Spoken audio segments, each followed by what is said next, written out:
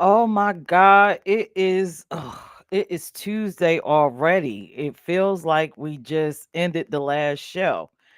But welcome to In Black, LGBTQ plus. And tonight's topic, y'all, is a continuation from last week because we got deep with these questions. But just as a reminder, the topic is questions we ask ourselves, a open panel discussion part two. You have to go back and watch part one. It was a great show, but I'm sure part two is probably going to top that. Now, as usual, if you don't know me, I am your host. My name is Peirrce, or you can call me Peach. Either one is fine.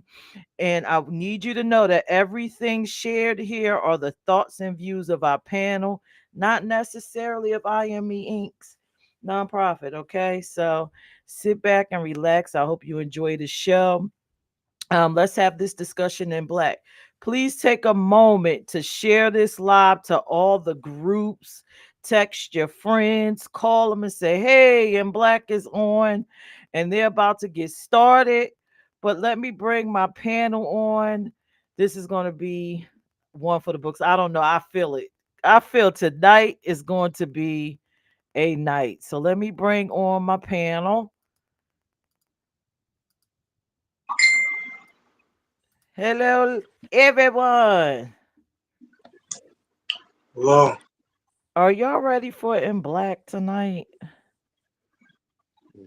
Yeah. I'm always ready for in black. Oh God. So, if this is your first time watching In Black, I am sitting in what is known as the hot seat, and everyone else are on the panel, but we're doing things a little bit different tonight because we are each asking questions. Each panelist gets to be the host, okay? So, I Hello. have my question. Hey, Donna, I'm going to save my question for the end of this show. But the first host that I'm going to put up is Kalani with her question. You're in the hot seat. I wasn't ready. Okay. All right. We'll go light for my first question. I want to know about relationships. And my question would be who all on here? Mm, okay. I think everybody, is it safe to say everybody is masculine presenting except Pierce? Is that safe to say? Yes? Okay. So I'm going to ask all the masculine presenting people that are present. What is your what is your take on a situation? How can I put this? When you know that it's toxic, you know that it's toxic, you know that your partner is bringing a lot of the toxicity to you. What is your thoughts on how to go about getting out of that type of relationship without drama?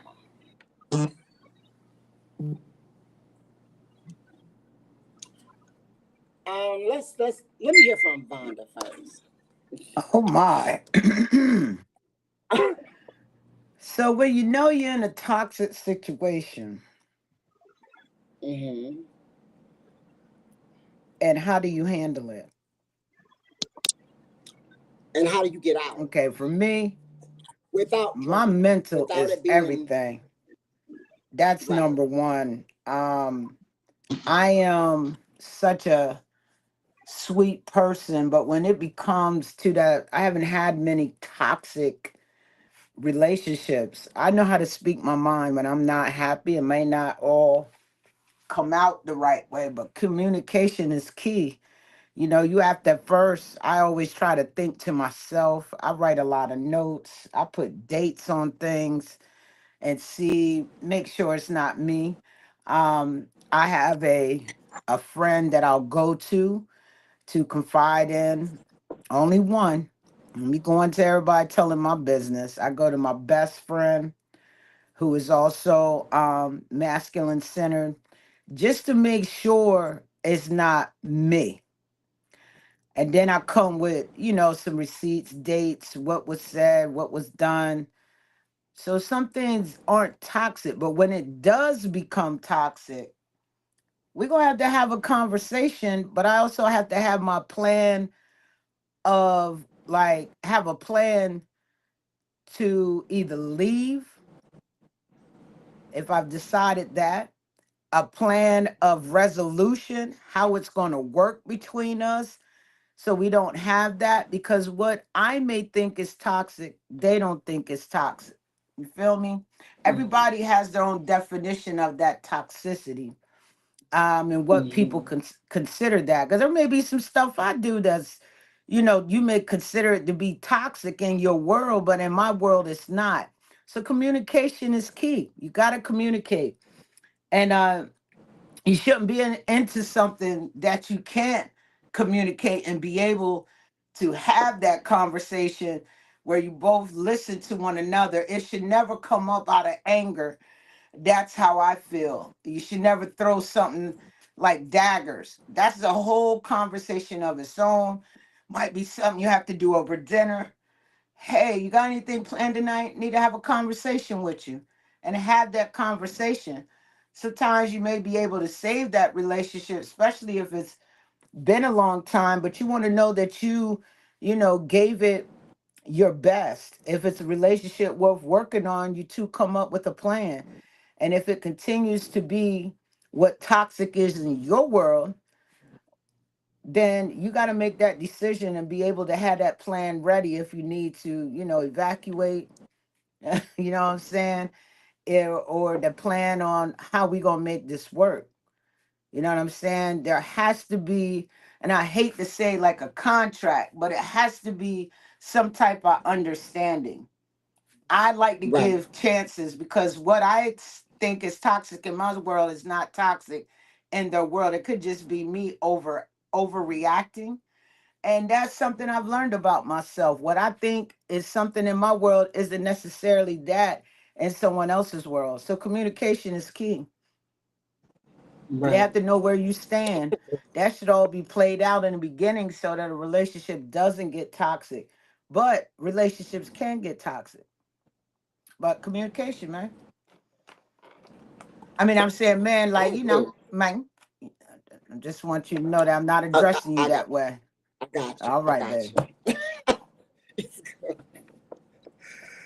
All right, Stan, man with the plan. My answer is gonna be real short. Okay. You sure? And uh, to me, relationships are to be enjoyed. Mm-hmm. And one thing that I learned is, well, right now is that I don't. If you gotta put so much work into a relationship, and you working on, like when you okay, I'm trying to work on my relationship. If you gotta put so much work into something, it ain't working. And I know some people they're not gonna agree with that, but relationships supposed to be enjoyed. You're supposed to be enjoying your relationship, enjoying. Once you have to start work into something to make it work like that and make it happen, what you're doing is you're forcing me to be somebody I'm not, and I'm forcing you to be somebody you're not. So now we're sitting back, compromising on. I'm going to make you happy. You're going to be the person that's going to make me happy, but you're not really going to you. I'm not really going to be me. So now we're putting all this work into something. If we have to put that much work into it, let's not do it. I don't want to come home to you and you got to be somebody else I got to deal with. So that's my answer. You got to put all the work into it. It ain't working. I have so many questions, Steve. But I'm just gonna, I mean, but for real, I mean, Me and you it's like both when I got come home. I questions. gotta ask this though. Me, I do gotta ask this Okay, though. When you say put in work, what do you mean? that means that if there's things about you, I mean, when I if okay, if I got with you, I got with you because of our and the way you are. Now, Mm-hmm. once we're in this relationship, I start wanting you to change things about you, and you want me to change things about me. Mm-hmm. So now we're putting work into this. Mm-hmm. So my thing is the person that's the person I want to be with, and I accept everything with that. You know, so if I got to sit back and keep working on this, and we got to work on that, now we're trying to change each other. And then you're not going to be happy because I'm changing you. I'm not going to be happy because you're changing me. But we're putting this work in. And so it's not really real anymore. So that's all I'm saying. So when Okay. we have to put work into I understand something that. and let's go to counseling and let's talk in front of a counselor, now we're trying to make ourselves into something that if I'm with you, we're in a relationship, let's just enjoy each other. Let's not make it a job. Where we got to have counselors and we got to get advice. And, I can't function like that no more, because at the end of it, all you're doing is prolonging the inevitable, Right. and that's all you're doing. So that's where I'm at with that. I get You it. know what I'm I saying? understand that perspective. I got it. Okay. I got it. That's all. Donna. I didn't see it, Donna. That was, I don't know, my internet was messing up. Do y'all see Well, you me? need the question again? Yes, please. Okay. The question was, I directed it to, anybody can answer it. I directed it to the masculine centered individuals that were online. Um, what would be your advice or your opinion of leaving or exiting a toxic relationship that you know is toxic? You know it. What is your exit plan? Like what do you do to get out Okay. of it without any drama? Well, me as being me, and I give people a lot of chances in a relationship. So I think most would be physical. Physical definitely would be a deal breaker. Anything else I work with because it's hard in the dating world, and if you find somebody that you can work with,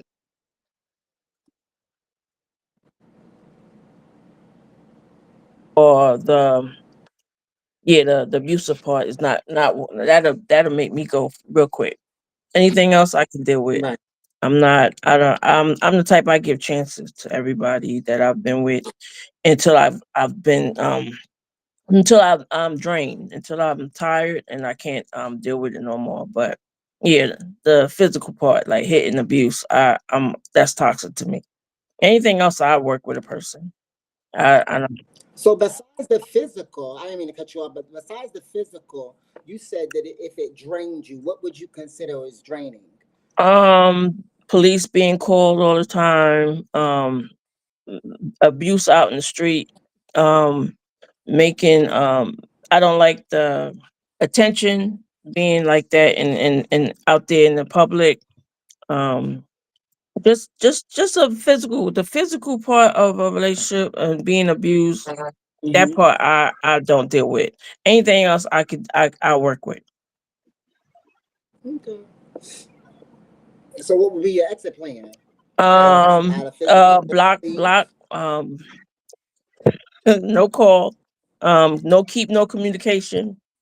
Um, and I've had my, because you know I've been in the military, so I have like the condition where I have a therapist that I talk to once in a while.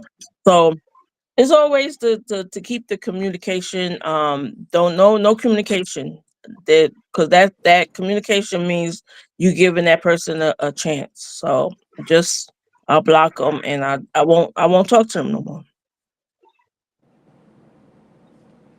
Got you. Thank You're you. welcome.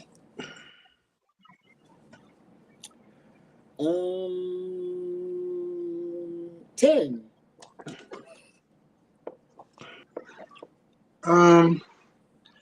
Your question was, how do you get out of a toxic relationship without any drama? There is no such thing. There is I knew no you was coming with that. way to get out of a toxic relationship with no drama, because Tell us why. because the toxicity breeds drama. It needs drama to live. It needs drama to grow. You understand what I'm saying? Toxic people live off of drama. There is no way to break it off with a toxic person and they just be okay with it. There's no way all hell ain't gonna break loose, and there's no way that no games are gonna be played. That's the whole reality of dealing with toxic people. That's what they do. That's what they're made of. That's what they consist of. So there is no way, sweetheart, other than like moving or just completely just blocking them on everything that you have.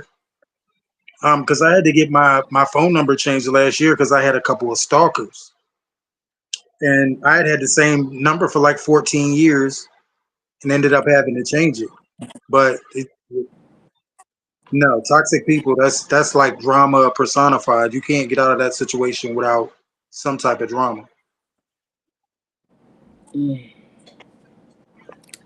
thanks, Tim.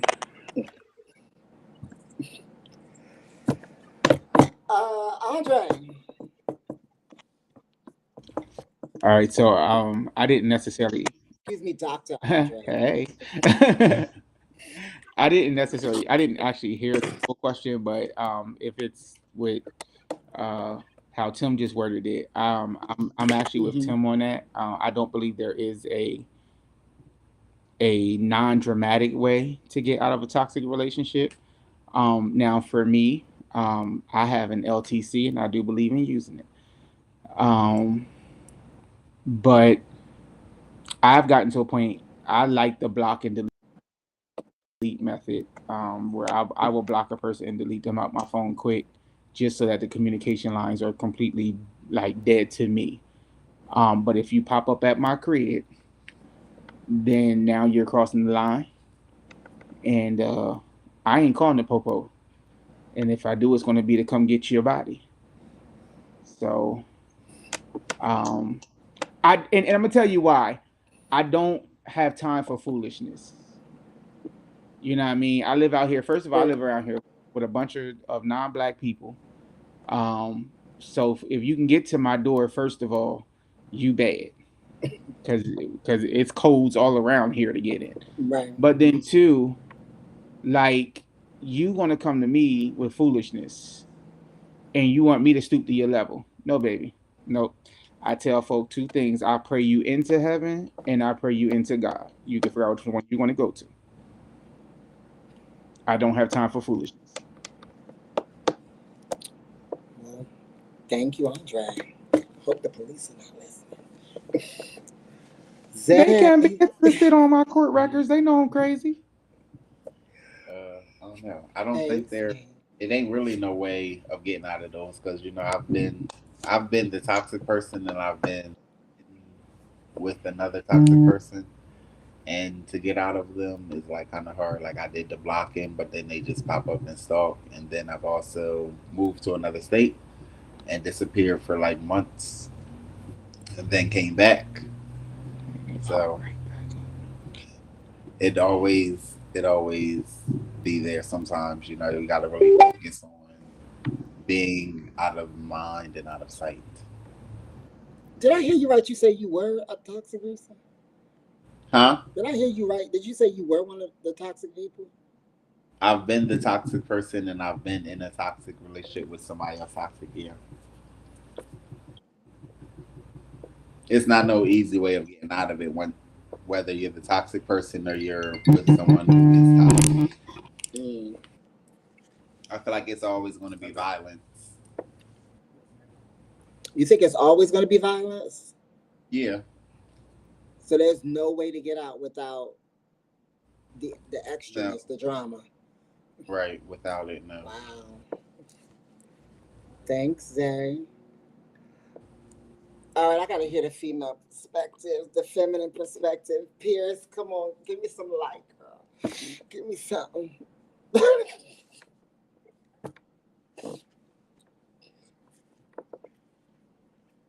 We can't. I can't hear you. Up there we go. I can't. So for me, I think I'm a pretty good judge of character. So in the beginning, I kind of weed out people first to determine if they're Mm-hmm. toxic. And if you seem Mm-hmm. toxic, I'm not going to deal with you.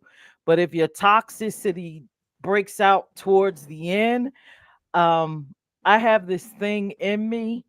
I'm good when I'm with you, but I have this thing called fuck it. And once you get to that meter, it turns all the way up and I turn up with you. And then I try to outturn you to the point where you don't want to deal with me anymore. You just like, you know what, I give up because she done turned all the way out on me and I can't even keep up with this girl. So let me just get away from her and then we just move on and hopefully we can find um distance because I don't even think we can be friends or even try to be associates at that point once I turn on the fuck it meter. Yeah,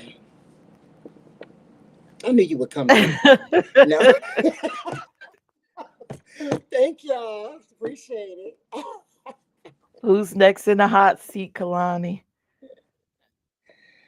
I think I got everybody Yeah, right. who's Oh, next with their okay. Who's next question? for the Hmm. question? Oh,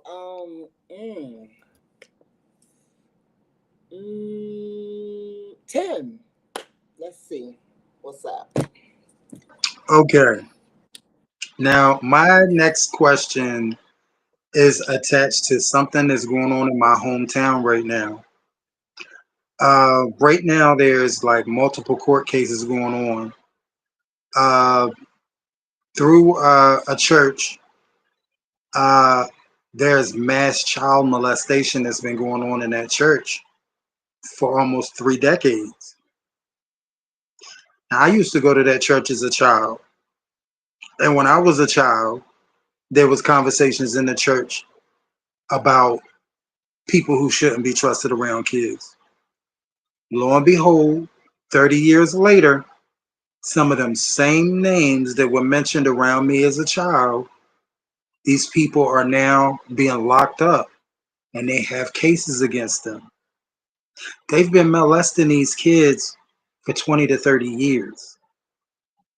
Cases are still popping out of the woodworks. What is it going to take for Black culture to stop hiding when children are molested? When is Black culture going to stop protecting the relatives that are molesting the children and then demonizing the children later in life for how they turn out, knowing that they were molested by Uncle Chester or Auntie Thelma or cousin Boogie? That's my question. And I want to start off with Dre and Zay. Well, for me, I don't think it's really gonna stop or ever end because if they grew up like that or they was used to that or they seen that going on in their household, they 9 times out of 10 are gonna repeat that same thing. So they don't know how to deal with it when it becomes in their household with their children or their nieces and nephews. They don't know how to take it because that's all they know growing up. Hmm. Okay. Where the other one at? Where's, Oh, where's your other half? he's he busy right now because he had a death in the family. Oh, I'm sorry to hear that. I'm so sorry to hear that. That's why he in and out. Okay. Wow. I'm so sorry to hear that. So, Peirrce, do you want to keep moving along with the show? How do we handle this? Call up your next person to answer your question. Okay, and my next person is Smack. All right. So basically, what you're saying is, how do we stop molestation that was a learned behavior going into a church? Come back. No, Okay, come back with no. the question again, please. The question is, what has to happen in Black culture for us to stop hiding molestation? Oh, A lot of times in Black families, it'll be a family member, and the family will find out about it, I know. and it's not you're not supposed to talk about it. It's supposed to stay in this house. Do you Okay, understand? I What got it. has to happen for that to change in Black culture? In Black culture, one, you got to have that person that feels like they the black sheep of the family that ain't got a problem speaking on it. They got to learn to break these that's all I could call it in that house, a generational curse. And as we get further in this age, these young people ain't putting up with that. They are not. They calling it out now. Okay, so what happened back in the day? Ain't nobody keeping that stuff hush hush. It needs to be brought out because that generational curse needs to be broken. I hope I don't find nothing like that is going on in my family. Thank God. Had it my direct family. Let me put it like that. My direct family. All right. But people got to call it out and they can't be scared because you're trying to save the next behind you or the next that may come up through that house. People got to start asking questions because people, family hated me coming around because I asked question, how he my cousin?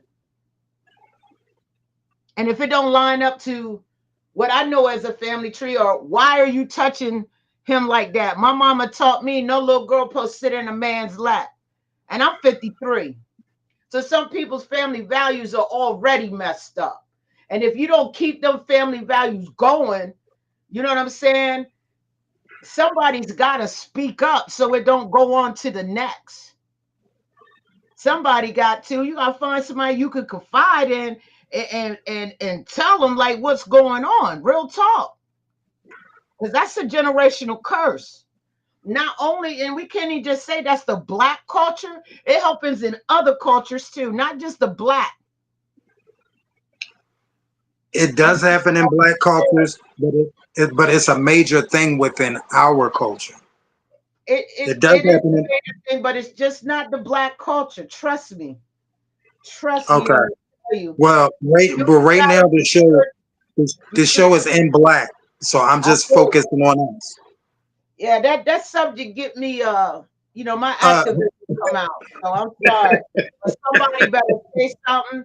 Don't tell me because I ain't got a problem putting it out there. And I don't got a problem digging up data, facts, getting me some FOIA requests. I will put you on blast.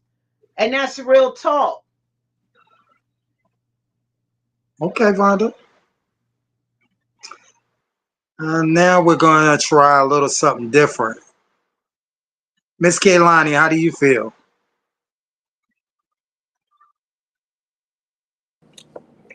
I'm with Smack on that. This generation is a little different from how I came up and how some of the rest of us came up. Where what's done in this house and what's said in this house, it stays here. This generation is speaking up about stuff that you didn't even know they was going to talk about.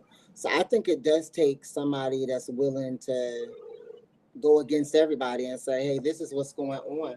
Because if you don't speak on it and you don't do, she says, break that generational curse, you're going to continue to keep going through it and going through it. It'll be the same type of spirit, same type of situation, just different faces. And somebody's got to say the buck stops here. So that's my thought on it. Okay. Next up, Mr. Stan.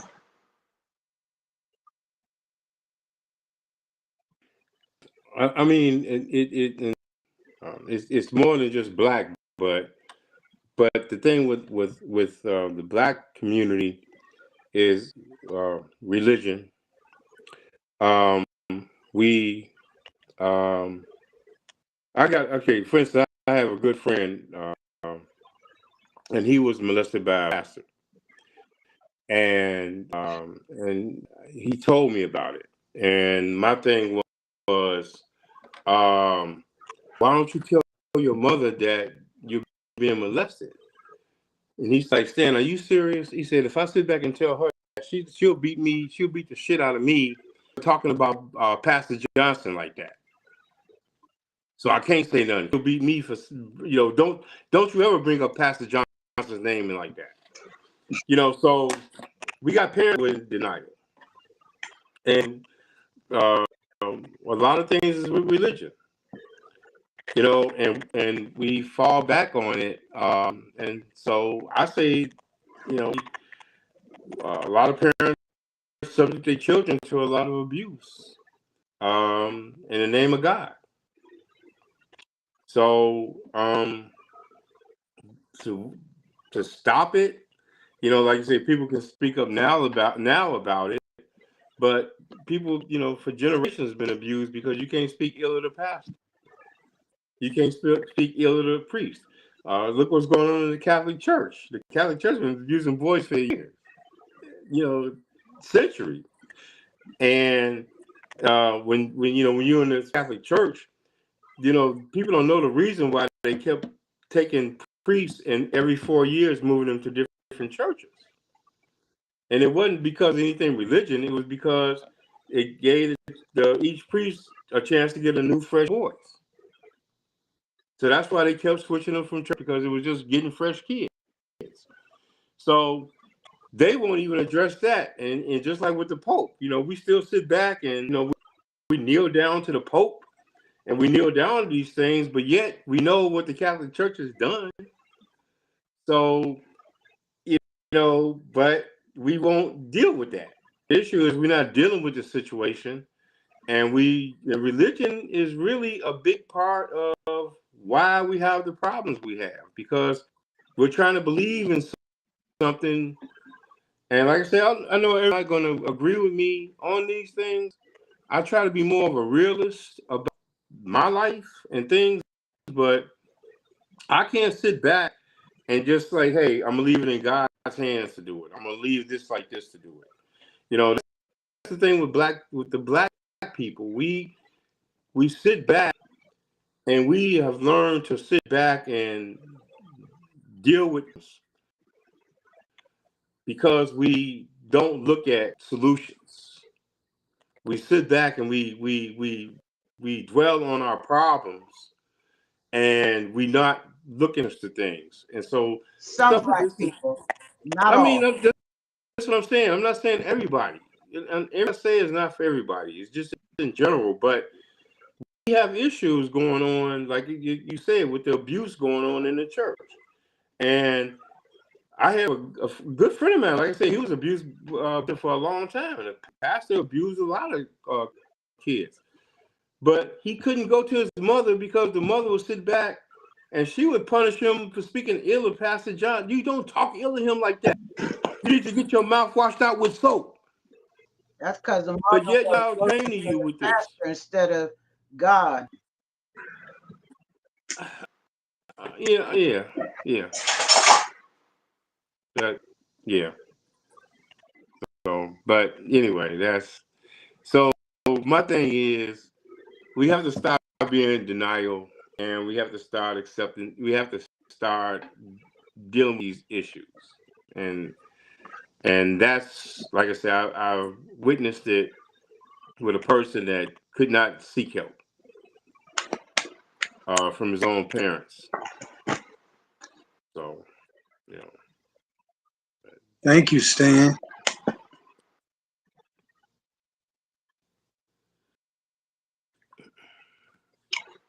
I guess we're gonna have to go to Peirrce.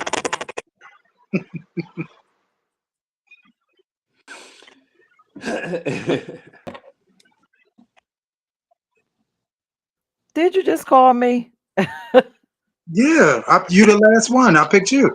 Okay. So No, Donna hasn't gone. Donna hasn't gone. Donna hasn't gone. Okay, so we'll do Peirrce and then Donna. I'm sorry, I Okay. thought I got Donna in the beginning. All right. So with the question you're asking, how do we stop this? Um, I see it in two ways. My family absolutely didn't play that kind of activity. But when it comes to how do you stop a map or a pedophile or whatever, death Hmm. is what stops them. Death and zero opportunity. So, which equals death because kids are walking around, they're living, and as long as they have access, they're going to try it, right? I do not believe therapy will help them. That's just my opinion. I could be wrong. But on the flip side, for the child in black families, someone within the family has to make themselves a safe space for the children. That one person that you can absolutely go and talk to and say, hey, my mom is not listening, my dad, this one, that one, but I know I got your ear. And you should be able to confide in them. In my family, that was my grandfather. And I'm not going to say what would happen, but I will say this. Once you told him that someone was doing something, you got effed up. And I won't tell you what could possibly happen after that. So, but yeah, somebody, if we want to end it in within the family, somebody has to be the safe space, and then somebody has to come out and absolutely, like Stan said, do something. Don't just listen. Don't let that person linger in the family. Oust them. Do something. Even if you got to put your hands on them, even if they got to go 6 feet under. But that is my viewpoint of it. Okay, Donna.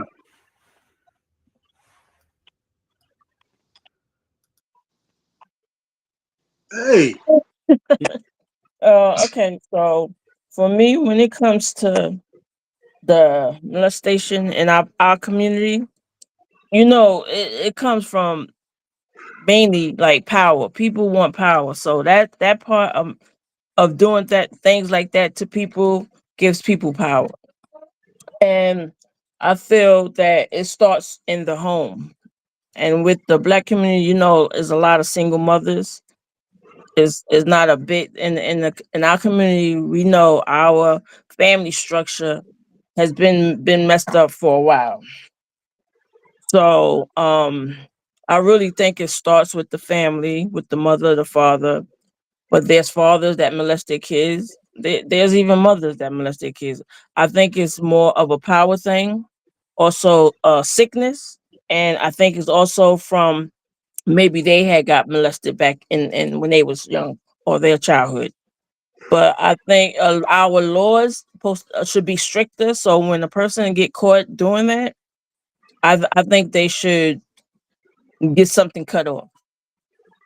I really think the law should be stricter for just a molestation or being a pedophile or anything. Should be some stricter laws so this way they can, like, if they think that they can get away with that and it's okay, it's not. But it's a power thing and it's a sickness and it's I had somebody that I was dating at one point where her brother was molesting her for almost 5 years, her own family member, and her mother knew about it. So, and the mothers have to speak up for their kids. Can't keep your kids around everybody. You can't trust everybody. You gotta stop keeping your kids just because you want to go out party and you want to hang out. and you want your child to be taken. You can't keep your kids around everybody. Everybody's not trustworthy around your kids. So that's another thing. You have to keep your kids safe. So I just think it just comes from people gotta speak up. People gotta speak up. People gotta say, hey, I'm not scared to speak up if I know this is happening in my home or even in the churches or whatever.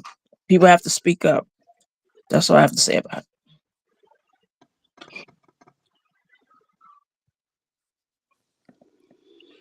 it. The next person, Stan. Oh, Did I you go did already. already? Yeah. Who's the next person going to ask a question? Stand and ask his question. That's yeah. He just said he Oh. did. He didn't. Oh, okay. Okay. My question is, and it goes back to relationships. When people on the front, and this is something that I personally know that somebody's going. I know 3 people doing this right now. Seriously. And I'll give you a little more details. So, Okay. a trans woman that's with a trans man. Can y'all hear me? Mm-hmm. Okay. And it's 3 people actually, which is ironic, but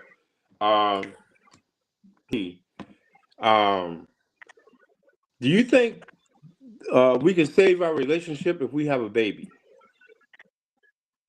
So that's my question. So do you think that you guys can save a relationship by bringing a child into the relationship? And I'll go with Tim. Well, it just so happens that I have seen this situation multiple times in Philadelphia.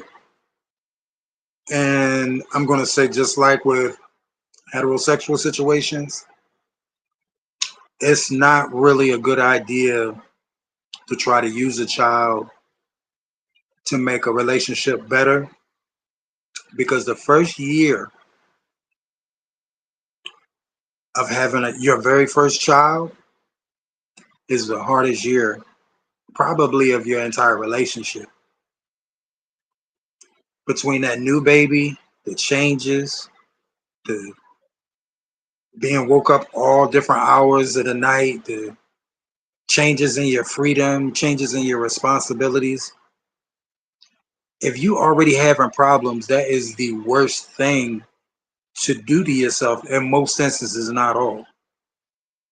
So I'm not going to say that it can't work. I'm just going to say if the relationship is already failing, that's adding a weight to the relationship that they might not survive. I think having a child is saving a relationship is a poor reason to bring a life into the world, because if that relationship fails, you still have the responsibility of that life. Now, you 2 people who don't want to be together are responsible for another human being. Asking me about it, that's part of what I was saying, because yeah, okay, so she's a trans woman, and the person she's with is a trans man. Mm-hmm.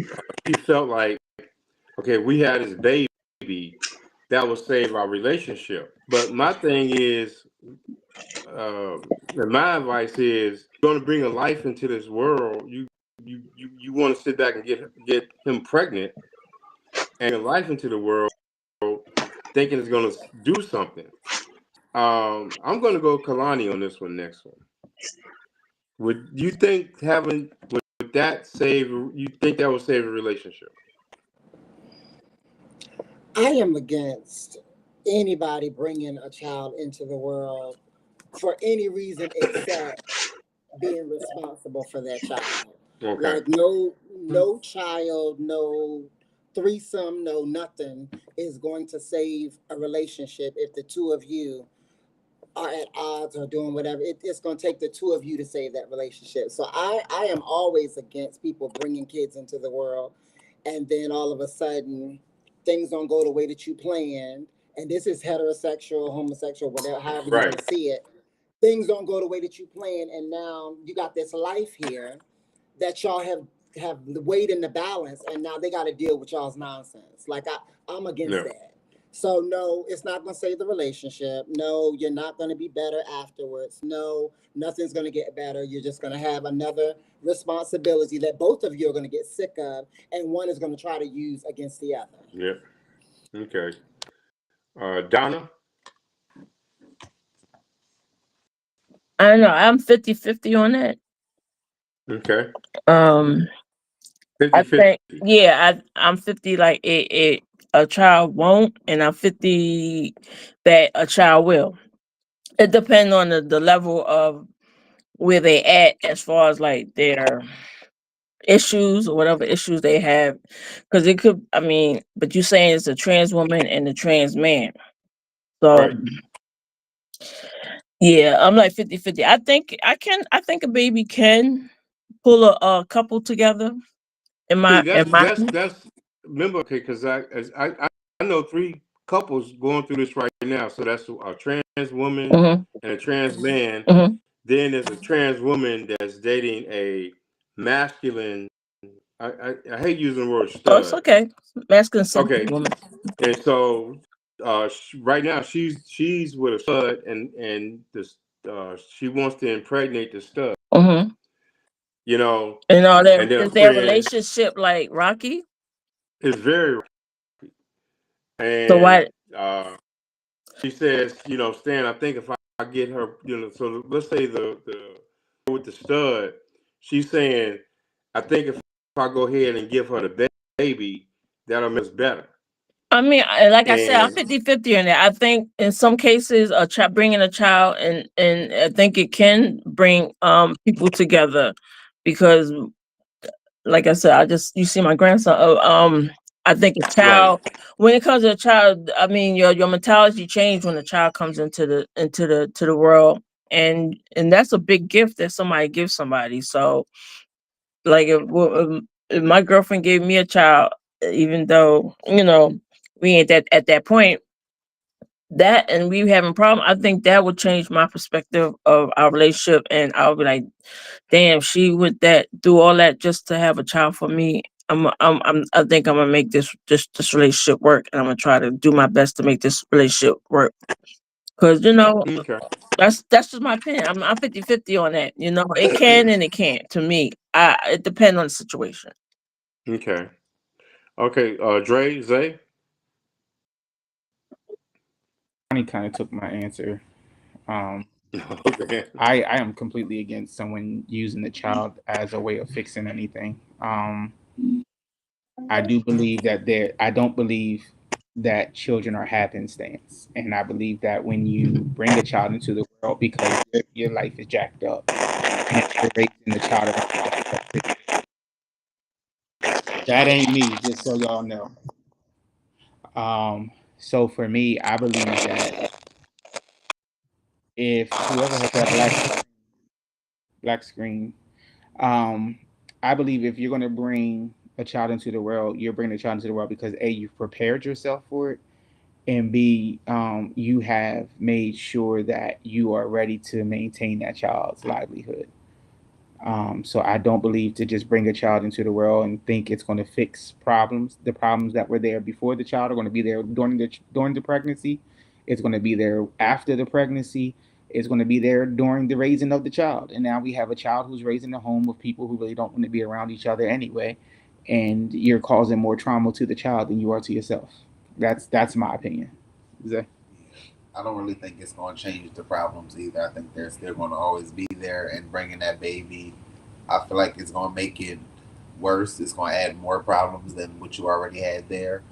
But then on the other hand of it, I just don't think that you should do it. Period. Like, leave that child where it's at, because actually having that child is going to destroy your relationship more than where it was already at.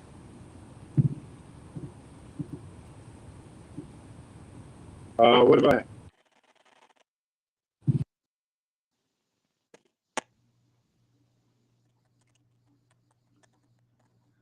Can y'all hear me? All right. I can hear Number you. one, number one, we already got enough kids coming into this world where, I mean, I'm just being real. Kalani, don't start. We already got enough kids coming into this world unloved, ain't got two parents in their life, only got one, and going through some traumatic stuff. Look around in your local neighborhoods. I'm just being real. This is how I look at things. And sometimes I don't split them into different communities because I'm pretty sure, Becky with the big booty thought that, the hustler over here was the right man for, her, but didn't know he had five others. You feel what I'm saying? And they could never get it together on what they are. And the same goes on in our community. You know what I mean? If I'm going to have a child with someone, we're going to be together. We're going to be in sync. We ain't going to have no issues because that innocent life that isn't here, it's not fair to them. Whoever is carrying the child got to go through them 9 months. If you've never been pregnant or been around somebody pregnant, I'm talking around them all the time. They go through some changes that would drive you crazy. You feel me? And I just totally feel that if we not on, our relationship isn't on point, we're not talking about having no kids. I'm sorry. My answer is going to be no. I do not agree. It's enough going on in our world and in our communities, bringing more traumatized kids that need love and not getting the love that they need. Okay. And Smack. I thought I just answered. Oh, Peirrce, you. Oh my goodness. I kind of agree with everyone. Um, I grew up in a two-parent household with my grandparents. I didn't grow up with my mother and father, but I did have a lot of love. For our community, I believe we have an extra added responsibility to do the right thing, especially in the society that we are in. And I would imagine we would be under a fine microscope if we had a child, and they will be looking for every possible reason to try to take him, her, or they from us. So I think we should be stable financially. That's most important. You got to be able to finance whatever you're doing. I think we should be mentally ready. And I think before you have children, because even if you start out right, you may not end up being together. You should be responsible. You should have some type of family morals. So if it doesn't work, y'all both will still keep that same stability and be able to be there for that child. So I do understand what Donna is saying. A child can make people mature, but if you don't have the basics, you're not going to grow up because what are you growing into? You don't know how to grow. You got to be a specific seed with all these things in it and then you grow. So I agree with everybody else on the panel. I think because we are in this community, you have to be level-headed and we have an extra responsibility to make sure everything works out right. So we got to start out right, and if it ends wrong, it still is right because we're both going to be there for the child. So that's my opinion. Okay. All right. So I guess the next thing was we throw the hot seat to Dre and Zay.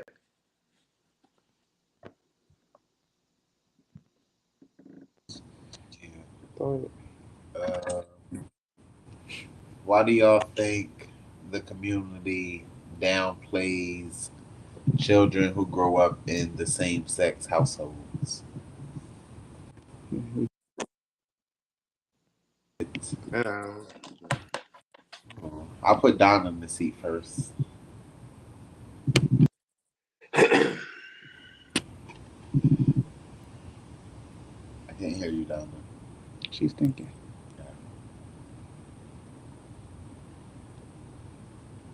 Oh, unmute yourself. You gotta unmute yourself. Hit the M.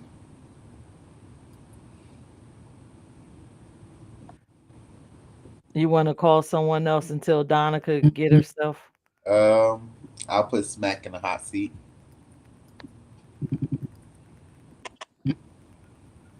I don't know, y'all. I'm an activist. It all comes from education, man. I mean, and that come from, okay, your question was, why do people downplay a child that's in the same, coming out of a same sex household? That's because education. People nowadays, you almost got to put things in front of them so that they get it. You know what I'm saying? I mean, and you just can't do it one time. You got to be repetitive with it. That's how people, learn. It's got to be repetitive. They got to keep seeing it. I mean, that's what it took for people in my family to understand my lifestyle. They had to start seeing it always being shown on TV, like reality TV shows, seeing people from my community. You know what I mean? Say it like that. But people downplay it because it's against whatever they believe in. But I mean, what happened to people being happy? As long as the person's happy, you know what I mean? They could downplay it all they want to, but at the end of the day, you know what I mean? They the ones that's looking crazy because I mean it's the norm now. I could see it, going on back then, during Stonewall times when we really had to, fight and really have to get in the trenches. But we in 2025, you downplay all you want. As long as my child know I got their back and they're coming to you, you can't handle it, come get me. And I'll educate them real quick and send them a bunch of resources. Right. Okay. Next I'm gonna call Kalani to the hot seat.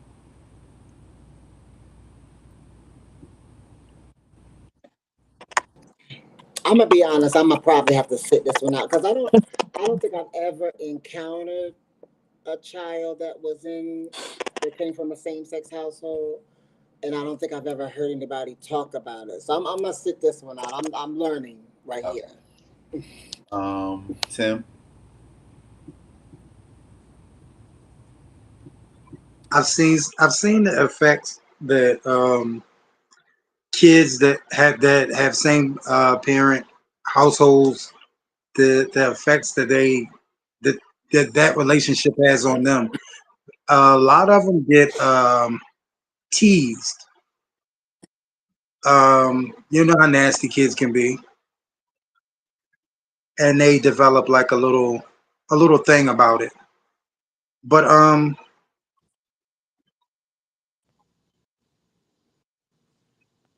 I think it varies. It varies from child to child. Some kids are drastically affected from coming from uh, um, a household with two of the same sex parents, and some kids they get past it just like they would if the kids tease them because their parents were fat or their parents had one leg or you understand what I'm saying? I think it's more so on the durability of the child, what the child can endure and take. Okay. Um, Did I answer the question? yeah, you question. All right. Um, let's call Peirrce.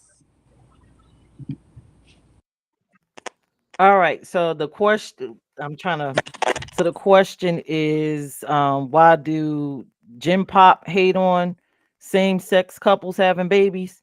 Mm-hmm. Yes. Well, my opinion, first off, they're haters. They're fucking haters. Um that child might be more well-rounded than a child they may raise. Let's just put it out there. I know a couple families that are same sex that are raising children. My cousin and his husband raised a daughter. Fabulous child, fabulous, well-rounded nurse and chef. So the reasons why, hold on, let me put her on mute. The reasons why I believe people hate is because of religion, hearsay, and just the basic BS surrounding LGBTQ plus people. I do think, like Tim said, kids are cruel, but they're cruel about anything. So just Everything. raise your child to be Teflon. Put that Iron Man suit on them, send them to school, make them proud, like you do Black and Proud, LGBT family and proud, send them out there. But yeah, they're excuse me for the cussing, sorry, Vonda, but they're fucking haters. Get over it. Go to your nearest LGBTQ plus nonprofit, or go somewhere, get a class, learn better, do better, so you won't be a hater. That's my opinion. I like that answer. Stan. I agree with what Peirrce said. The people that I know, that same sex couples that are raising children, I'm very impressed with the children. Their children really display a whole lot more confidence. And the same sex couples I know raising children, those children always seem to be happy. The children seem to be confident, and so they're actually, and they're very real rounded. When I see they're happy kids, and I haven't seen any negative negative things with the same sex couples I know raising kids. Um, that's They do a good job. Kids are very open minded, and they display a lot of confidence. So I haven't seen anything negative with those. So, and why would people downplay that? I don't know. But I've only seen openness, happy kids, real, and confident kids. You know, more than just a heterosexual couple. These kids are open. They don't have boundaries. They look at the world like, hey, I can do anything and be anything I want. I don't think they go to school worried about getting teased by kids. They know who they are and they know who their parents are. How those they're not taught how to be scared, taught fear. So that's what I see. All right. Enjoy your question. All right, I'm gonna lighten this up a little bit. 'Cause y'all be asking some deep stuff. Uh, if you had to go back and tell your 13-year-old self one thing, what would you tell yourself? And I'm gonna put Kalani in the hot seat. Yeah, doctor. Oh God, why do you use coming right? What would I tell my 13-year-old self? Hold on.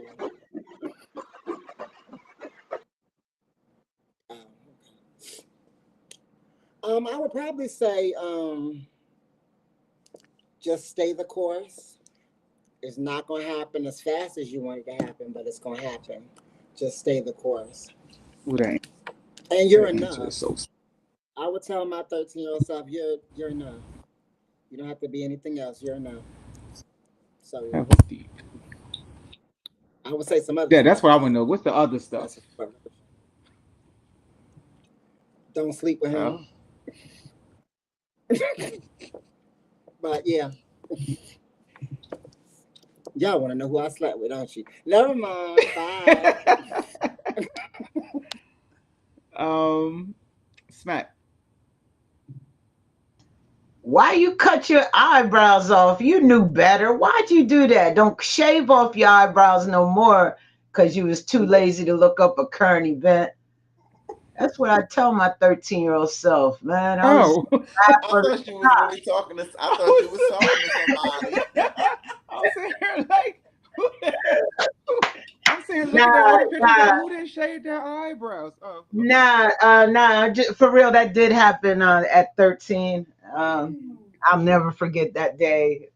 My mom was like, "Come back here," and I kept on getting on the school bus. Um, But to be honest, at 13, I wish I had taken some of the things my father and my grandfather and my grandmother and my mother that told me how life was for Black people. I really wish at 13 I was took a little bit more of that advice in.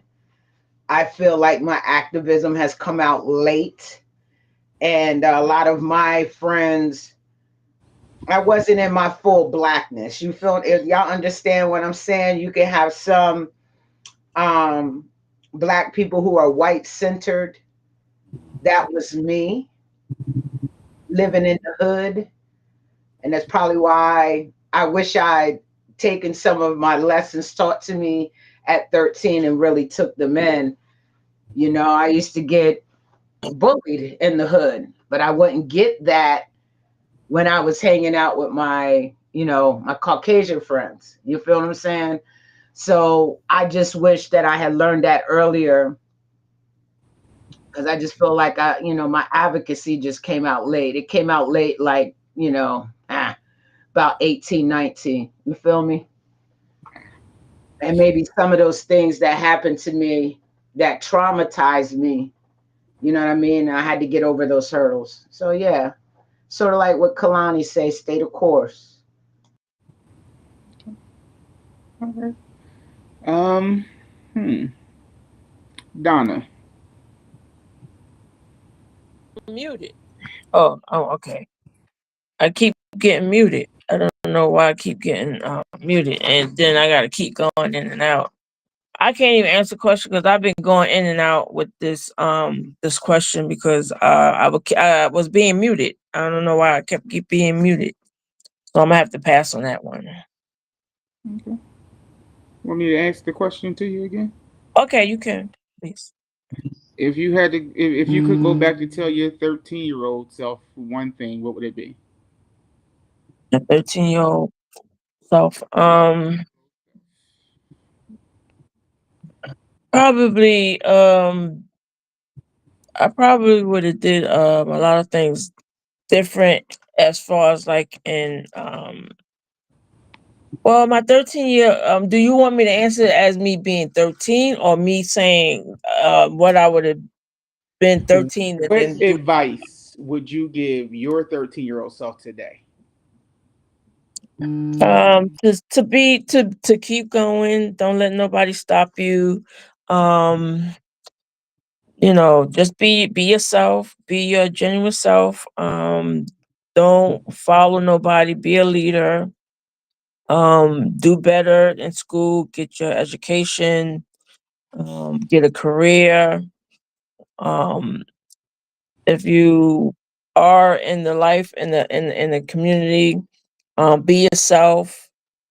Don't let nobody change you, and just be genuine to yourself. Love yourself, and just make sure that your family is there for you, and you just take care of yourself. Okay. All right. Who I didn't call yet? Um, let's go with Stan. What I would tell my 13-year-old self Yep. is uh, don't dwell on guilt, and don't dwell on guilt about following your instincts and some of your desires. And that's just part of your journey. So, bottom line is, I would tell my 13-year-old self the things that you did, things that you've done. There's no don't dwell guilt and feeling any kind of way about it, because that's just a journey as an adult, and that's just part of life's journey.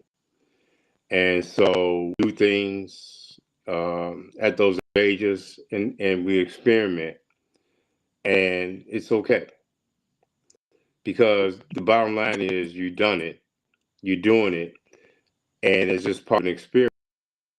So I would just tell my 13-year-old self is, hey, don't beat yourself up. Uh, Don't. There's no guilt with it, but this is part of your experience and it's part of your journey. And that's what I was saying. Awesomeness. I'm gonna let Tim close the question out, and then I don't know who hasn't asked the question yet, so I'm gonna throw down in the hot seat after Tim's done. Okay.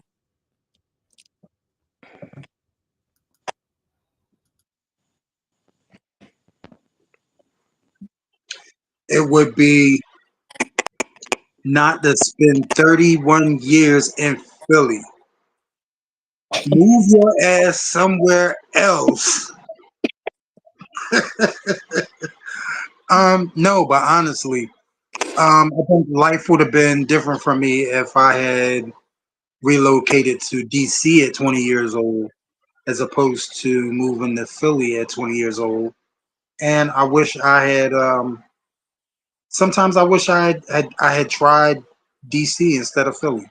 So that's what I would actually tell my 13-year-old self.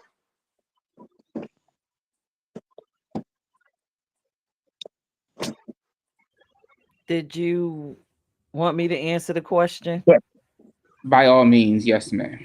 Okay. So, my 13-year-old self, being that I've always been this headstrong person, if I could go back and talk to my 13-year-old self, I'll say, get a ticket, go to the Eastern Shore of Maryland, find Smack, and let's just do what we got to do. And we could have did all of this then, and Early. no telling where we would have been now. So that's what I would have done. I would tell my 13-year-old self, it's time to get this show on the road and let's start building all these things. Let's find Smack. We go have the children and let's go. That's what I would tell my 13-year-old self. Yeah. I would have loved to see y'all trying to find a place at 13. I love it. I was just informed that Zay did not answer that question. What I would have tell my, I probably would have just tell myself like,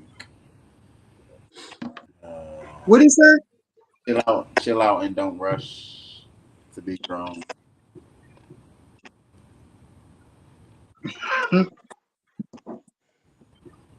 Okay. All right, Donna, you in the hot seat. Your question. So mine's gonna be about relationships for everyone.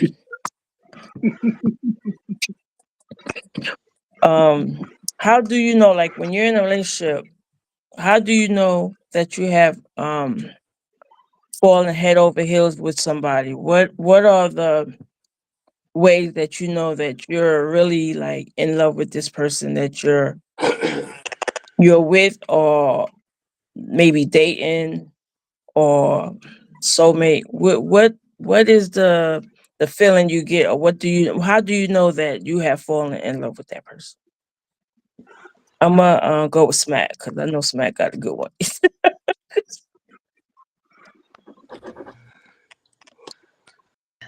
Well, when you know you in love, boy, they could ask you to do something and you running to get it done. And you asking them all kind of questions, want to know how they want it, make sure you get it right and don't mess it up. When you in love, man, it's just this feeling. It's like fireworks, man. It's like, well, I don't celebrate 4th of July, but it's like fireworks going off. It's like to through and back. You just know you feel different. You got a different walk. You know what I mean? You got a different talk. It's like when you think about them, you're just smiling. People know when I'm in love because I'm just staring at my look. I could be somewhere with my queen. It could be 1,000 people.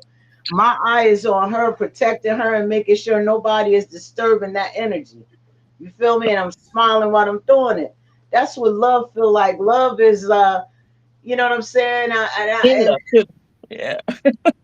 Love is like, sometimes you gotta understand that it's a we thing and not a me thing. So it made me, meeting halfway and changing some things. You know what I'm saying? Not all things, but some things. Try some things new. I never thought I'd be no business owner. There ain't nothing that was on there, but when you in love, baby, sky is the limit. So I'm gonna say, man, I could get deeper I'm in love, and people know that because I go hard. And you can't come to me and say nothing about mine. I don't care if she's wrong. She right in my world, and we'll talk about it when we get home. But you can't do that. You'll just know I'm very protective. Right. Exactly. All right. Thank you. I'm gonna go with Tim. Right, Tim. How do I know when I'm in love? I'm a provider and a protector and a nurturer naturally. So when a person starts to stimulate my mind and my spiritual in the same sense that they attack that they arouse my physical, that's when I know I'm in love. Because like I'm like an awesome force just by myself. But when I got that other half in that passenger seat, it's it's something to be scared of if you ain't on our team. That's how I know I'm in love. When everything about you stimulates me the way that my body gets aroused when you're in my presence, that's when I know I'm in love. Okay. Cool. Okay, I'm gonna do double trouble. Andre and Zay. Want to answer for? Uh, I don't know. For me, I'm probably gonna say it's a different feeling that you get based on your other relationship. So that's how you will know. And then I feel like you just gotta be like over heels for them, or everything that you do yourself. You always think of them too. Um, for me, I have a zero tolerance. I'm a zero tolerance person. So for me, it's like if I can tolerate something that I know I will not tolerate, then I know that you're gonna be here for a minute. I am so fast to be like, yeah, this ain't gonna work. It could be the 40s in me. It could be the fact that I was raised by my grandfather. I don't know what it is, to be 100% sure, but I noticed like if I can tolerate something that I know I would not tolerate with nobody else, yeah, you're gonna be here for a minute. And then like Bay said too, it hits different for me. Um, like when I'm in love, love hits differently. It's not something that I take for granted. It's not something that you know. Um, I'm just one of those people like if I don't see you here being here, I don't even like I don't even entertain the thought of talking to you. Because I'm such a zero tolerance person. Like I hate my time wasted. And so if I can't see you here for a minute, and when I say a minute, like I don't believe in short term relationships. So if I can't see an end result with you, I won't even waste my time with you. Right. Thank you. Kalani, can you answer that? I feel like it's a setup because I think the person watching. Oh,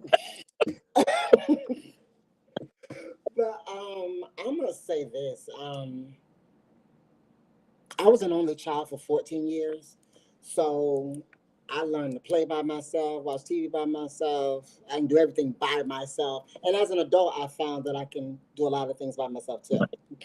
So if I want to spend time with you and I want to bring you into my atmosphere or me go into yours and I'm not ready to go and I'm not ready to bounce like in the next 5 minutes, I feel like that's an indication that there's something there that is not normally there. Because I don't like, Andre said, I don't like my time wasted and I don't like giving up my personal time for no mhm. nonsense. So if I'm willing to do that, I feel like I'm in love. All right. Okay. Stan, can you answer that, please? Um, Short and sweet. Hey, when you in that situation, no inhibitions. Period. That's the answer. No inhibitions. Open yourself up. Um, and that's it. Okay. And for last but not least, Pierce, this gonna be good.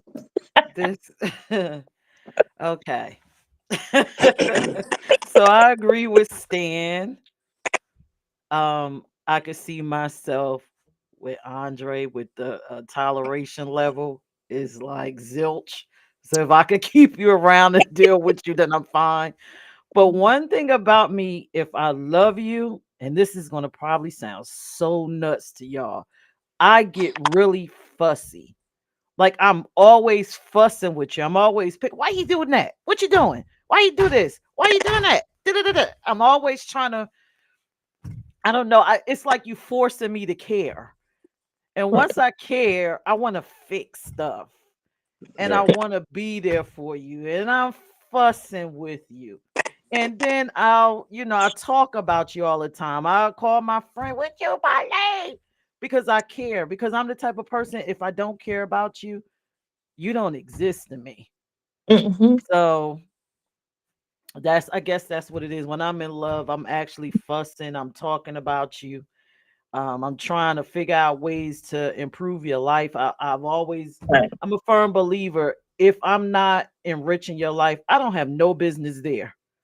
Why am I even here? Right. So that's me when I'm in love. Okay. Thank you, y'all. Thank you, everybody. I think I got everybody. Yep. Yes. Now, who's the next person you want to ask their question? I think Who's who's left? next? Did Vonda ask her question? Nah, I got y'all. Yeah. So Smack didn't go. You can go Smack. All right. So I'm gonna liven this joint up, okay? Because we've been talking about some real serious subjects, but I'm just curious. You on a boat, and we all together, all of us, right?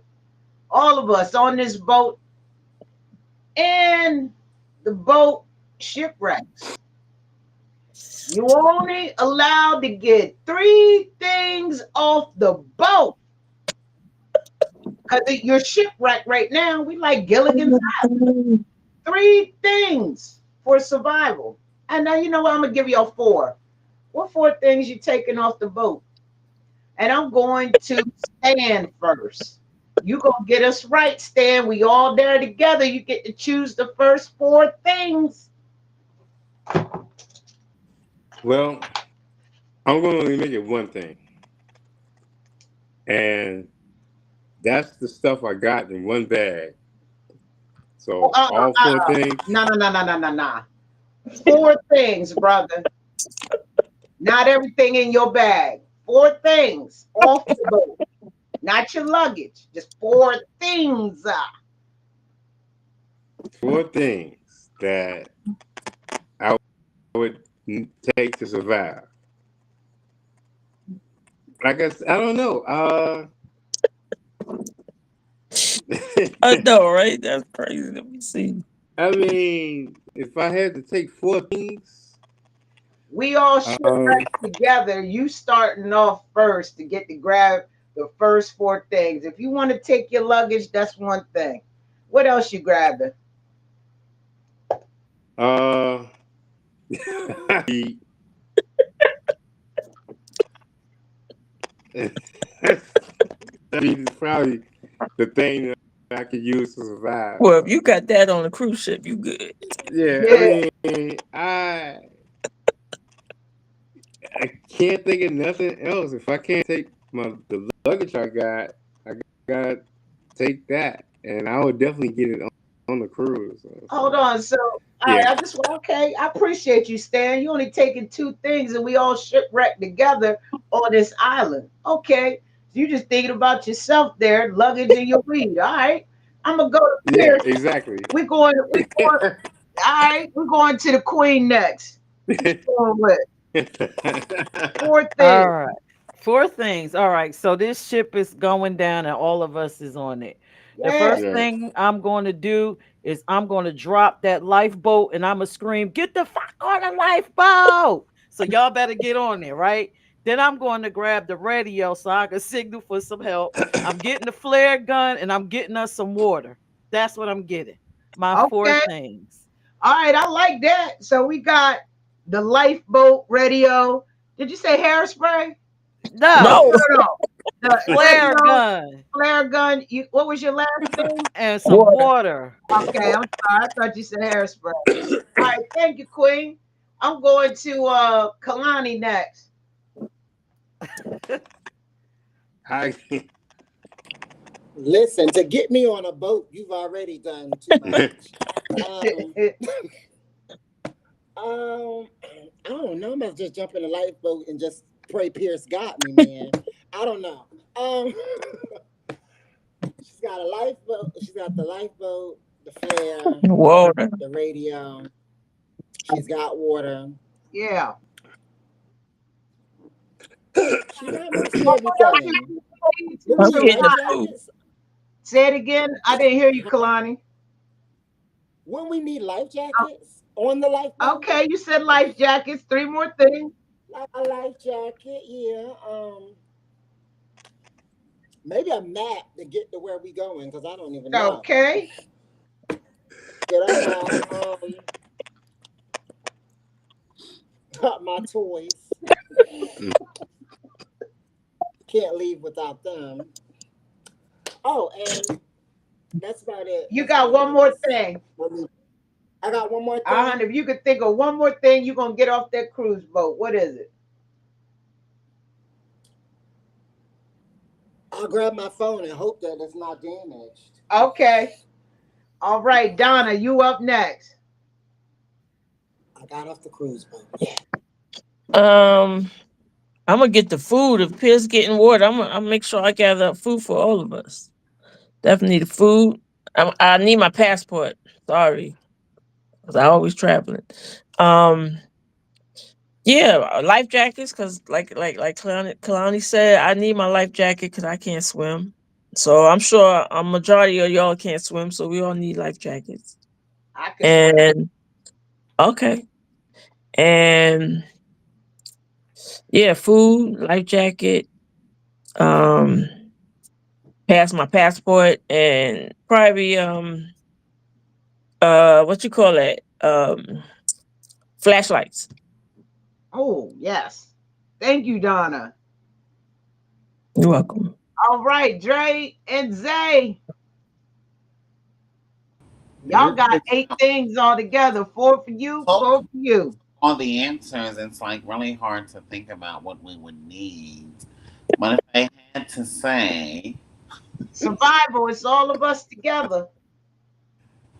a first aid kit, Okay. uh, probably some blankets, uh, ooh. I'm gonna have to get my luggage. I'm sorry, and I'm gonna have to get my man's luggage too. So luggage and luggage. All right. Dre, what you getting? Um, I mean, Peirrce already got the boat, so we ain't got to worry about the boat because that hold about 150 people on there. Um, I'm gonna go find a propeller for this boat because I don't know who rowing, but I'm not. So we gonna find a way to hook an engine up on this boat.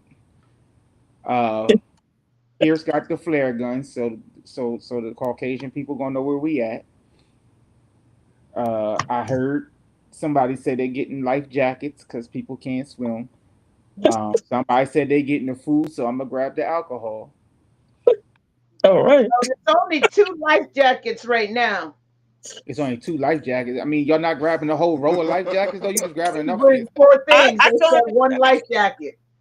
Oh no, I'm gonna go get the whole row of life jackets because it's 6 of us. 1, 2, 3, 4, 5, You 6, only 7, 8. It's grab eight. four. It's Four 8 of things a us. person. So if they got 2 life jackets, then that means we gotta get some more life jackets. right. Somebody better I'm know how glad to. I can swim. I guess You, I'm you glad me and got my one man can more swim. answer. Well, you wanted the propeller and the engine and some alcohol, so you got room for one life jacket. Well, I tell you what, I'm gonna put it on and he gonna grab on my neck and we gonna both swim to shore. We good.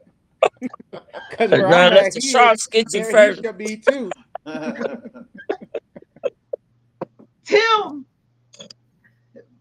My Eastern Shore, baby. What's going on, Tim? What you taking off this boat? You just heard All right, man. everybody else You bring. you know I'm used to the woods and I'm used to fishing. So me personally, somebody else already said they're gonna grab the blankets. I'm gonna grab a pot. I'm gonna grab a pack of fishing hooks. I'm gonna grab matches, and I'm gonna grab a knife. And Ah, after the food that y'all grab is gone, I will be fishing. We will be cooking stuff up in the pot. We won't be rubbing no motherfucking wood together because we're gonna get a lighter. Use those blankets to make a tent, Okay. ooh, ooh. and Oh, also use them to make a fire and send some smoke signals. I'm trying to survive. Right. all right. Did I get everybody before I say what I'm bringing? No, Yeah. this is a very good experience. It really make you think. We all shipwrecked, but I'm gonna tell y'all what I'm getting because I've done this shipwreck before, and we could only take 7 things. But because there was so many of us here on this panel tonight, number one, I'm getting the tarp and the rope. Okay, Right. got us on the tarp and the rope. I don't That's know what shelter. kind of knife. I don't know what kind of knife Tim getting, but I'm getting like the Rambo type knife. You feel me? Machete. And nice. All right. Absolutely. I'm getting that big knife. And then for Machete. the last thing, we definitely need some water or a pot that we can boil the ocean water to get it more You purified. need a gun. I Okay? got We you. need no gun. Not when we get shipwrecked. We got you. Them knives gonna take people out. You won't kill everything. But the most important thing is that was about survival. But I am getting the tarp and the rope, and then Yeah. so that everybody, you know what I mean? I ain't wearing, I ain't see nobody said they taking their makeup, toilet paper. That's good because you can use the leaf, Please. the water as toilet paper, so you don't have to worry about that kind of thing. Fertilization is always good for the greenage out there. So I'm glad y'all thought quite quickly. And let me tell you, brother, that's bringing the weed. Make sure you sit your seeds to the side so we can grow you some more, because we do not want you, brother, to get upset when you run out. You know Uh, what I'm saying? And those of you that got the luggage, all right, that y'all had to have your luggage. I just want to let you know that we do have some women here that may need to use your clothes. If we out there too long, you know what happens with women within 30 days. I'm just letting you know, those of y'all that wanted to take your luggage. And don't think that we won't use the luggage to Oh, that's transport wildlife back to the camp so that We hold only on, we, hold on, hold on, we hold on, hold only on. have It's a about boat. survival. It's about survival. oh gosh. That's It's what I'm about taking. survival. And that's the one thing we gotta remember. This was about survival. The first aid kit, very good to have. I do want to say that. Yep. For the person that wanted their passport, you really chose your passport over a survival thing, but I understand. And you being a veteran and everything, I thought that was shocking because If they you bring their should passport, have they might not the, even make it to see another place. I'm gonna make it see they another got, day. they got the other types of ways to be identified. You know what I'm saying? But it's good to know that I will be shipwrecked with some very amazing people who know how to build fires. You want to build them that learn how. Thank you, Kalani, for thinking of a map, but I don't know how a map would help us, But I anyway, got the the flashlight. flashlight, oh, we know how to make fire sticks. You know what I'm saying? I know how to do that. You know what I mean? You don't need no flashlight, and them batteries ain't gonna last that long. And for Dre, you wanted to get a propeller and an engine. You don't need all that. The lifeboat comes with rows. That's gonna make us stronger. You feel me? Because you don't know what you about to battle when we get on this island. You don't know what kind of things are there. You know what I mean? Got to build them arms up. You know what I mean? About to go in. But I want to say that out of all the things y'all said, we're gonna have a good time shipwrecked until they save us. If we got a boat, we shouldn't be shipwrecked. We should be taking our ass back home. Ain't no way. When you in the middle, you going to the first piece of land, and they're telling you to take 4 things. Everybody took everything they wanted, the boat would sink. I'm not taking nothing, really. All right. Peace, y'all. That was fun. See Yeah. everybody laughing, smiling. Back to you, Queen. So did everybody ask their questions? It's my turn. Yeah, it's your turn. Okay, so my question, and it's not deep. I know y'all like, oh my God, what is she about to Yeah. ask? My question is, are you happy? If you're not, explain. If you are, explain. Are you happy? Are you happy with your life? Are you happy? I'm going to put Tim in the hot seat first. Um, how can I put it? When I weigh pros and cons, I hands down say I would have hands down said that I'm happy with my life. I'm more stable, more peaceful, more focused, more comfortable in my life than I've ever been. I don't have any real serious worries. I conquered a lot of really, really tough things. So the only thing that I'm lacking in my life really is companionship.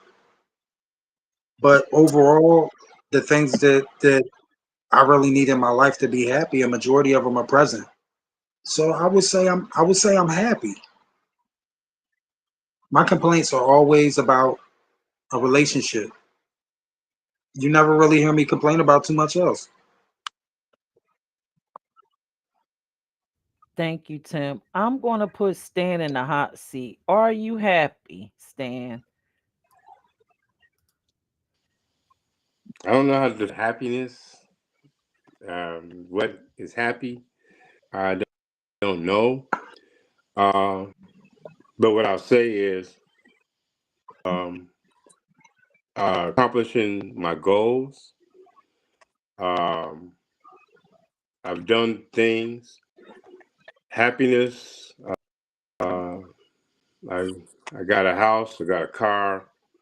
Um, I enjoy all the things around me. I love my home. I love when I travel and come back home. I appreciate my house. I got peace. Um, if we can define that as happiness, but then I'm not satisfied because there's so much more I want, and there's so much more I want to conquer. I got a great business. My happiness is chasing my goals. Um, just past weekend, a couple of days, I got this award in Atlanta for my cosmetics. Um, all I can say is, yeah, I'm happy.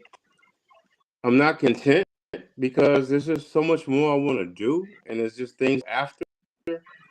Um, I don't.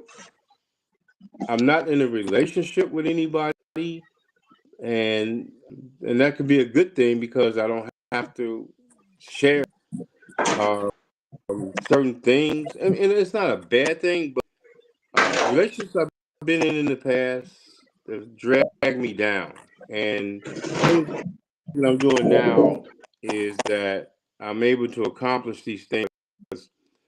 I'm not going to try to find people that think I think um, and have the same goals I have, and I'm not going to compromise my things.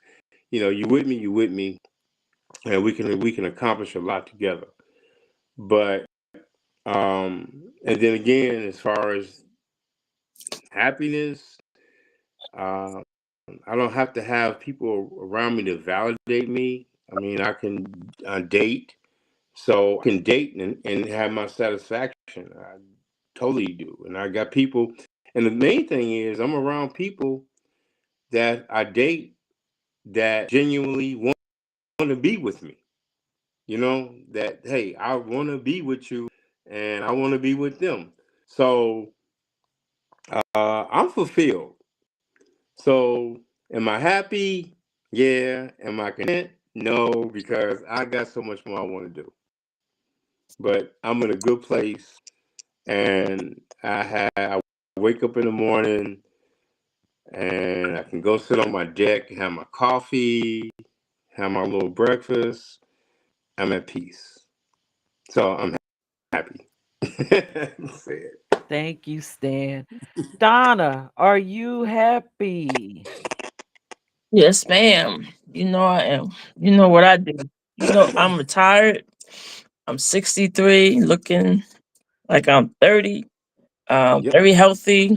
I got my grandsons here. I got my daughter just had her fourth child. He'll be 4 months old. I got him here. My 4 year old grandson, he's here with me. They make me very happy. Um, I travel. I'm very happy and I have much gratitude.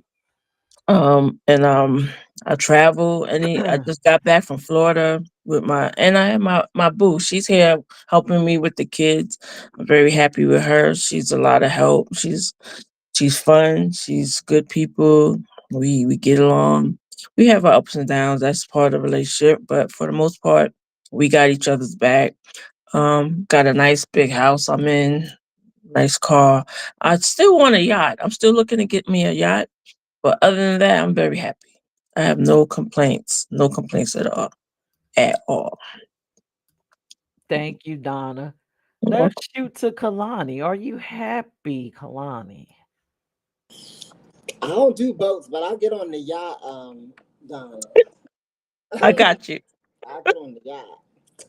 Um, when you asked it, I had to go look it up. That's what I was doing on my phone. I had to look up happy.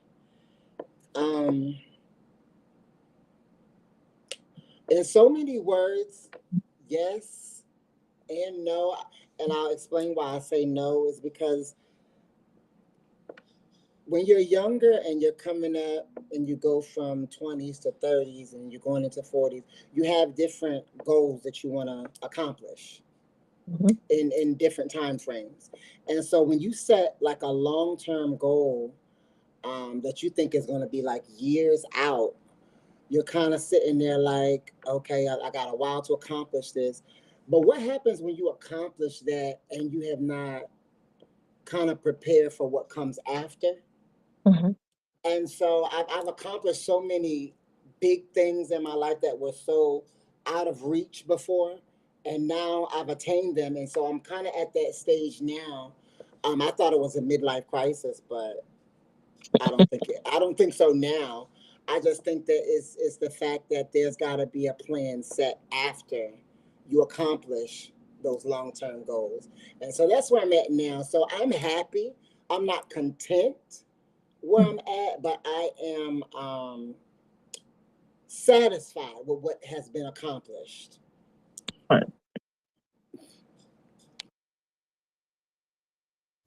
Thank you, Kalani. I'm going to go with Dre and Zay. Are you guys happy? You happy, babe? Yeah, I'm happy, Mm. but there's room for more happiness. There's more things that I want to see and do, and levels of life that I want to achieve.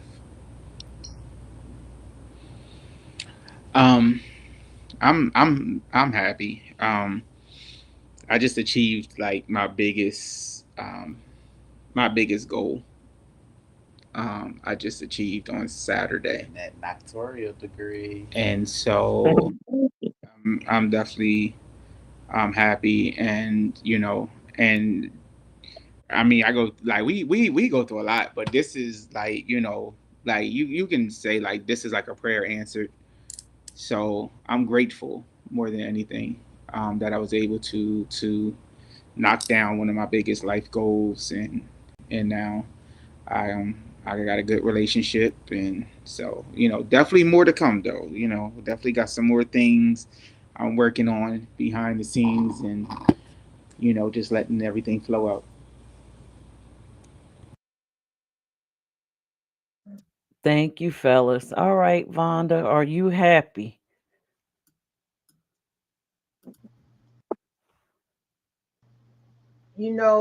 despite what it may be look like, it's, I am happy. I can't say I was happy in 2022, but when you got the right people in your life to help you see life differently, I'm very happy. There are other things I would love to, accomplish while I'm here on earth. And one of them is a vision that was placed in front of me by my other half. And I've been thinking about that lately. I feel like God has been placing that in the forefront of my head. And so maybe now's the time. We'll see. But I'm very happy. A lot has happened in 2025 that I didn't expect. A lot of woohoo moments. Mhm. And so I'm happy, but I'm not done yet. But yeah, I'm happy. I don't know. Did everybody answer the question? Tim, Tim did answer it. he did. Oh, You didn't Yep. answer it. I'm gonna answer it, but you know what? I'm sitting up here smiling. I thought I had a fairly easy question, but then when y'all got up here, y'all were like, I saw y'all faces like, wait a minute, am I happy? Like y'all had to think about it. I thought it was an easy question. But well, to answer it, am I happy? I'm see, it's kind of I'm a conflicted person. I'm happy personally. I'm happy career wise, um, relationship wise. I'm just happy as a person. But I am so unhappy when I think about our community. It's very disappointing. It's a mhm, heavy weight for me. And I don't know if it's because of the way I was brought up to try to fix and change things. So that is where my unhappiness lies. I'm unhappy for the Black community. I am upset because of how the LGBTQ plus community is treated. And if I can take the remainder of my life to change it or make an impact and die peacefully, then I'll be fully content and happy. But that's my answer to that question. You know, So, I didn't yes. think of it like that. mhm. No, on that aspect, I ain't happy because I wouldn't be out here activating and getting things done like I do. So I'm glad you pointed that out. Okay. So, as usual, we coming to the end of the show, and I always ask because I mean, everybody asks their questions. Did we learn anything? I'm gonna put everybody out and we just, we're gonna come out up on the screen. What did y'all learn? Did you learn anything tonight? Anybody feel free to unmute and talk. What did you learn? If anything. Um, mm, uh, not really. Mm. So it's all everything's a learning process. Say what you So learned, it's a, but yeah. even though you said your question, Pierce, was easy, another reason why a lot of people probably hesitated is because happiness comes in a lot of different forms, and everybody might not think of happiness as being the same. What you might think determines happiness might not be determined the same way for someone else. Because a lot of people can say, "Oh yeah, I'm happy," but to actually be happy, what does that look like? Okay, I try to get down to tomorrow. True. It's everybody's interpretation of happiness. Anybody learn anything or anything you wanted to share? Go ahead, Stan. I see you. It's happiness is measured. Every happiness to me is not happiness to you. People are happy and they're content. They don't have goals. I'm happy with how I am. I'm happy how I live. You know, so um, with that being said, it's like with happiness like that. I'm never content, and I'm never happy because I got so many things I can do, and every time I reach a goal, then I got other steps to go for.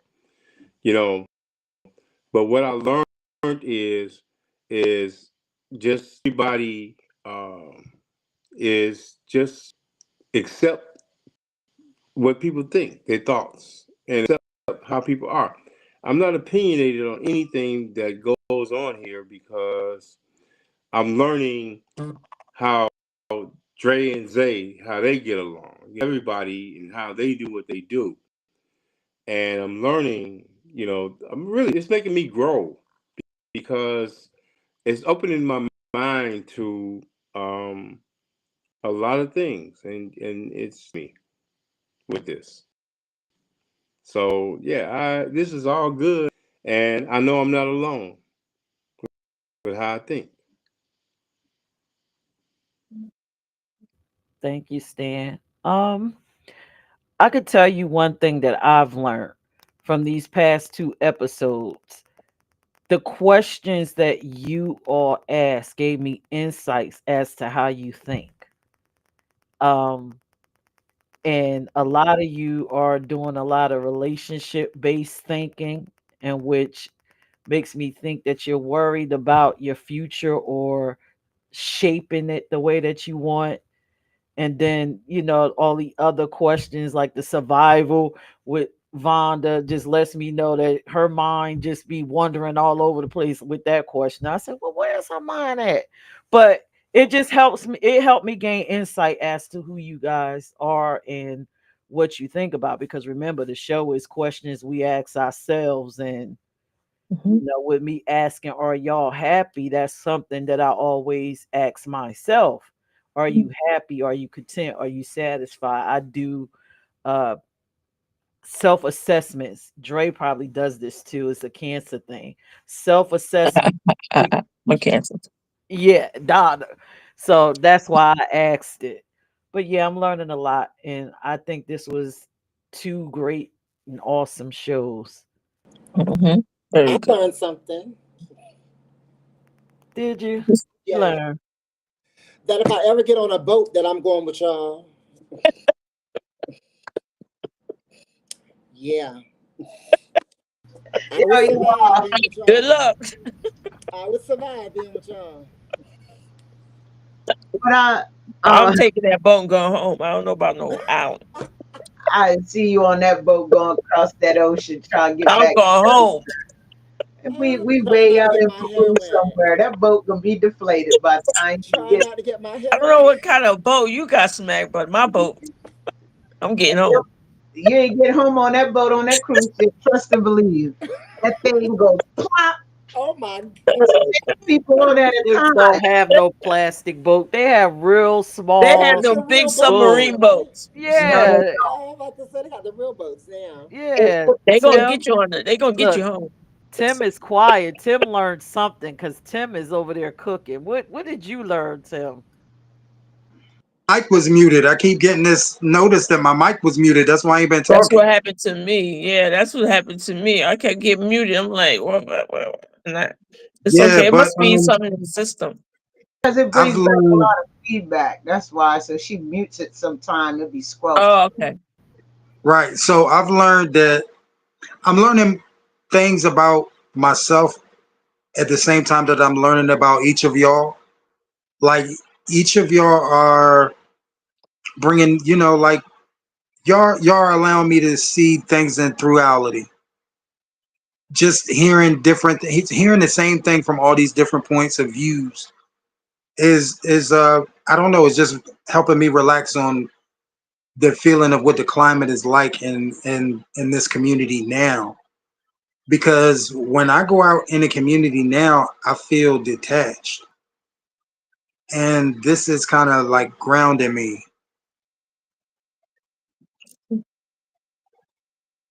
Yeah, it's kind of grounding me. Okay. So I'm glad everybody's getting something from the panel. Does anybody have any final words? Go Yeah, ahead, Vonda. yeah. I was just gonna say, Tuesday is, and I've told my other half this. Tuesday, I look forward to Tuesday. My mind is taking off so many things that you guys probably don't even know what's going on. But I look forward to Tuesday. I'm hyped. I love the panel that we have. It has really helped me understand as well my trans community that I really, I get active in, you know, and I'm starting to understand it just by some of the questions that are asked and just getting to learn that community even more. I want to say that. Um, some things that I may have been laxed on, I'm not laxed on, and I'm really sticking my chest out. You feel what I'm saying? Yeah. To that things in within my community that I may not have seen or didn't look at it that way. You feel what I'm saying? And so I really do learn a lot. Tonight I learned a lot from Stan on how he looks at relationships that are toxic. Whereas I'm a person, think me and Donna want to, we could take a lot, we'll give a person a chance. Where Stan, Mhm. I got to put any work into it, it ain't even worth, doing it. You know what I'm saying? But I understood what he meant because he's going to put that time in the beginning to make sure it's the right relationship. Understood. Um, the question that I had was for Stan on the relationship part. I'm sorry, I did write it down because I ain't want to forget. I have bad short term memory. So when you were talking about relationships aren't worth work, have you already talked? Have you are y'all already living together? Have y'all already spoke finances and goals that y'all want to accomplish together in life? When you said if I got to put in this work, then the relationship's not worth it. I just wanted to get a better understanding, my brother. I was in a long-term relationship, and we covered all these things. And what I learned with people is once you reach certain goals, we opened up a store, we did certain things, but then ego came into play. So now you're dealing with ego and certain things, and that's just part of life. So her ego got in the way of a lot of things. So the things that we talked about doing, we put together, we did these things. So it wasn't a matter of goals anymore. It was just now I'm out here and I got this social media. I'm getting all these likes and all these people. Uh, we're doing makeup for these movies. Now I want to be in the movies. Um, things changed. So it just became that the relationship wasn't, and we wasn't enjoying the journey together anymore. You know, her journey was going off into something else, and and that's fine because you need to fulfill what she needed to do. So she wanted to be in a movie, offered her parts in it, and that was great because I'm not going to stun nobody's growth. I'm not going to do that. And that's But at toxic. the same time, That's a huh? toxic relationship that a person wants. I'm just trying to understand, It bro. became it became toxic because I'm not going to stun your growth, but at the same time you're gonna stun mine. So you support what you're doing and take away from what I'm trying to do and what we came into this together to do. God, So now it changed because your goals are what you want to be. So I'm not and stun your growth, but then when I move on and say, do what you need to do, but don't get mad because I'm moving on to do what I need to do. Right. So you want me to be the stable person so you can go do what you need to do. I'm not going to ever stop anybody's growth, but stop mine either. And then once the relationship gets to the point that now we're not even enjoying each other anymore, Gotcha. you know, so that's where we put in the work. All right. And the work is stand, compromise yourself, and I'll compromise me. But I know you're not going to be happy doing it, and I'm not going to be happy doing it. So now we're not happy, but we're doing these things to be in a relationship. That's when it becomes. All And if I can't sit back and say, I'm glad, hey, Donna, I want to sit back and let's enjoy our life tonight. Now we can't do that because now you're becoming somebody else I got to deal with. Mhm. But can I say something? I can't live my life like that. Can I say All right, something? just trying to understand. Thank you, Stan. Go ahead, Kalani. Okay. I just want to say this. I feel like sometimes people will work on what they want to work on.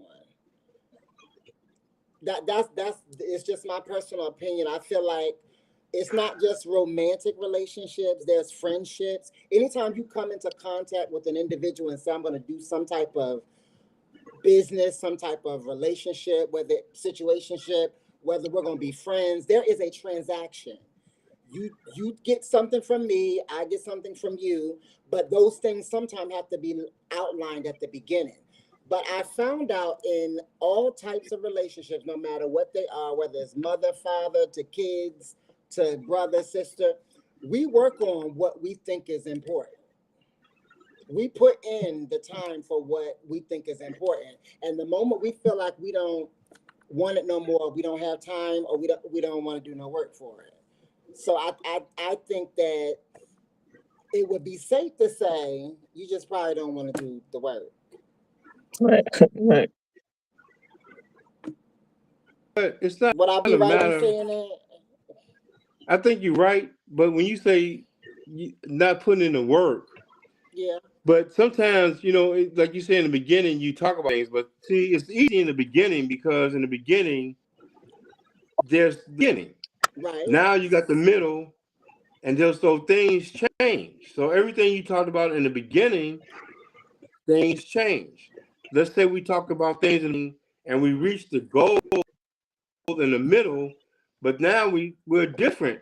Like, okay, so things change all the time. Right. So, it's easy to say, okay, hey, in the beginning, we're going to do this. But then once we reach that goal, now we see things different. Okay, I'm doing make a movie. That's the goal. Right. We're selling copies to a movie. That's the goal. Now you're doing that and saying, now, oh, wow. Okay, my plans change. I want to be in the movies. Right. So now the plan we had in the beginning changes. You see what I'm saying? So you adjust to that. But then once it becomes toxic, it's because now everything that you plan to do that you do together, it changes, which is fine. So I'm not going to stop your growth. Right. Hey, you want to do this, go for it. But then if I decide, hey, my is going into this, then why would you want to stop my direction, but you don't want me to stop yours? Called selfish. You see what I'm saying? Yeah. And it becomes selfish. So you saying, hey, Stan, you need to stabilize the business, but let me go out here and explore these. And that's fine. You want me to support what you're doing, but you're not bringing anything back into what we did in the beginning. Now that makes So, sense. you see what I'm saying? And so now, instead of us enjoying the relationship, now we're into something else. Right. And I refuse to have and pay for a home and pay for a car and come into something, and then you're in this house, and then I'm a stranger in home. You know what I'm saying? I walk into my house, and then you treat me like I got people right now.